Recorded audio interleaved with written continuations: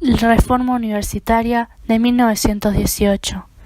Podemos encontrar los antecedentes de la reforma universitaria, en primer lugar, en Manuel Belgrano, quien antes de ser vocal de la primera Junta de Mayo de 1810 ya sostenía que para lograr el bienestar no solo material, sino también humano, era necesario fomentar la educación en todos sus niveles educativos y en todos sus géneros, agregándole al prócer el aporte de estimular la gratuidad y la incorporación de la mujer al sistema educativo. En segundo lugar, nos encontramos con los postulados de Sarmiento, así como también a la Ley Progresista, Ley de Comunicación Común número 1420, de 1884. Y en tercer lugar, la Ley Sáenz Peña, ley sancionada por el Congreso de la Nación Argentina en febrero de 1912, que estableció el voto secreto y obligatorio, por medio de la confección de un padrón electoral. La ley sancionada permitió, algunos años después, el triunfo de un partido popular y consagrar al radical Hipólito Yrigoyen como presidente del país, y sin cuya voluntad política nada de lo conseguido hubiera sido posible. El camino de ida, en 1918 había 3 universidades nacionales: la de Buenos Aires, fundada en 1821, la de La Plata, nacionalizada en 1905, surgida a partir de la Universidad Provincial de La Plata, de 1897, y la Universidad de Córdoba, fundada en 1613 por los jesuitas, conservando aún en 1918 muchas de las características elitistas y clericales de sus comienzos, cuando los profesores llegaban a las cátedras a través de las designaciones arbitrarias o directamente heredando sus cargos. La FUA, Federación Universitaria de Argentina, había nacido en abril de 1918, nucleando a las distintas federaciones y organizaciones estudiantiles de diferentes universidades. Los integrantes que movilizaron los sucesos de 1918 formaban parte de distintas agrupaciones estudiantiles. Provenían de diversas vertientes ideológicas y se definieron como reformistas. Esos estudiantes universitarios de Buenos Aires, La Plata y Córdoba pertenecían en su gran mayoría a familias de una reciente clase media formada a partir de la gran ola de inmigrantes europeos y de sus descendientes. El número de estudiantes en estas universidades había aumentado de 3.000 a 14.000 entre 1900 y 1918. Fueron ellos quienes comenzaron a exigir reformas que modernizaran y democratizaran la universidad. El acceso a las universidades públicas generó fuertes enfrentamientos entre las clases medias y los miembros de la élite. Fue entonces que el 15 de junio de 1918, en la Universidad de Córdoba, comenzaba lo que se llamaba la historia de la Reforma Universitaria de 1918. Dicho movimiento reflejó las páginas más simbólicas de nuestra historia nacional contemporánea.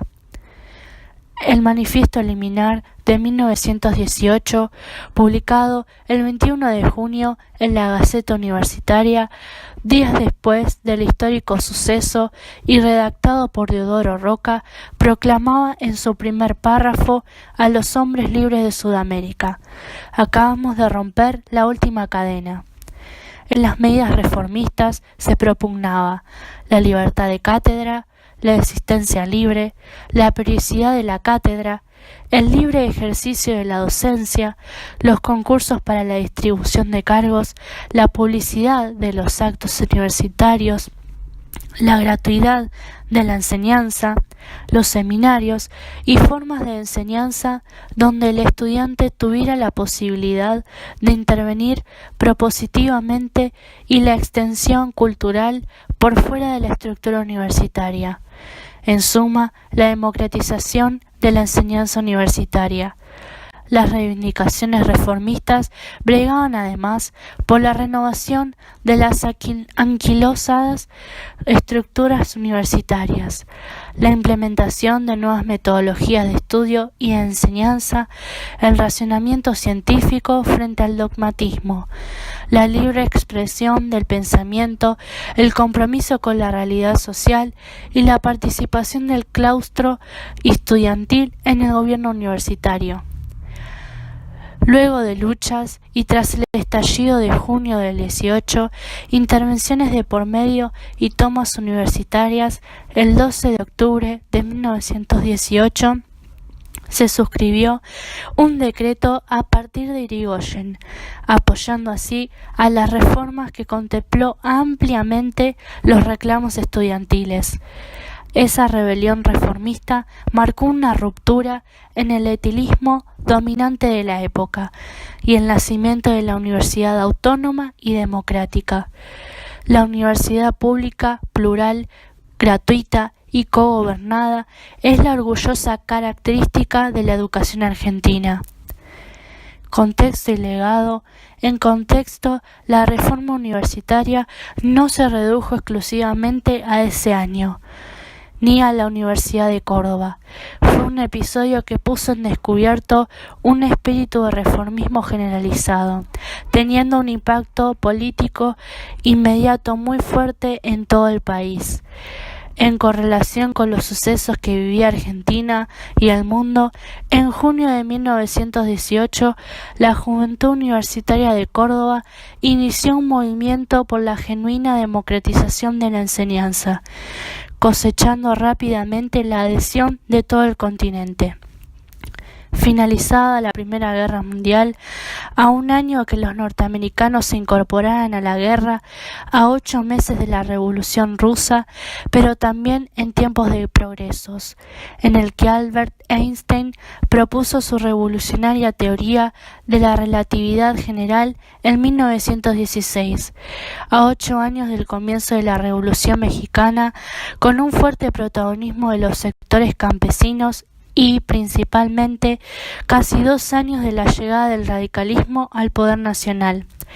Por ende, la reforma universitaria de 1918 no solo dio inicio a un cambio radical de la educación superior del país, fue animador protagónico de un momento histórico mundial, estableciendo un punto de partida en la naciente modernidad, anticipándose medio siglo al Mayo francés y a las revueltas estudiantiles en Estados Unidos durante los 60 y 70. Extendiendo así su influencia a todas las universidades del mundo, más aún pasando más de 70 años ante las protestas lideradas por estudiantes en la República Popular China. Los postulados reformistas de Córdoba volvieron a cobrar vida en la plaza en 1989 ante la masacre y la persecución. La reforma universitaria no radicó su impacto tan solo en el ámbito educativo de Argentina, sino en la materialización de la esencia y lucha de los sectores populares que harían historia años después y hasta nuestros días, definiendo el rumbo del país.